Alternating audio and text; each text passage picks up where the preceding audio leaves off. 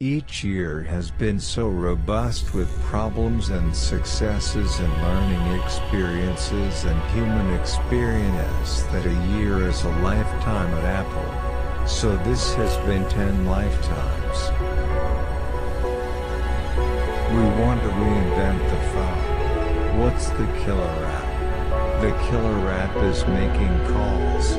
It's amazing how hard it is to make calls on most phones. We want to let you use contacts like never before. Sync your iPhone with your PC or Mac.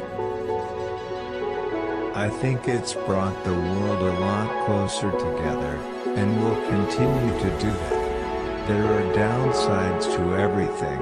There are unintended consequences to everything. The most corrosive piece of technology that I've ever seen is called television.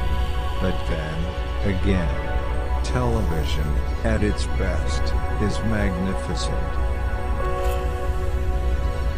Woz is living his own life now. He hasn't been around Apple for about 5 years.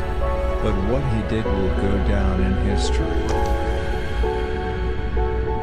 Microsoft has had 2 goals in the last 10 years. One was to copy the Mac, and the other was to copy Lotus' success in the spreadsheet, basically, the applications business. And over the course of the last 10 years, Microsoft accomplished both of those goals. And now they are completely lost. The engineering is long gone in most PC companies.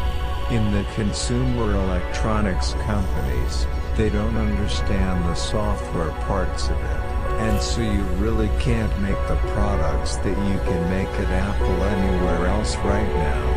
Apple's the only company that has everything under one roof.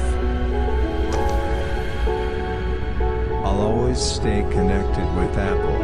I hope that throughout my life I'll sort of have a thread of my life and the thread of Apple weave in and out of each other. Like a tapestry. There may be a few years when I'm not there, but I'll always come back. Throughout my years in business, I discovered something. I would always ask why you do things. The answers that I would invariably get are, oh, that's just the way things are done around here. That's just the way things are done around here. Nobody knows why they do what they do. Nobody thinks very deeply about things in business. It's not about charisma and personality, it's about results and products and those very bedrock things that are why people at Apple, and outside of Apple are getting more excited about the company and what Apple stands for and what its potential is to contribute to the industry.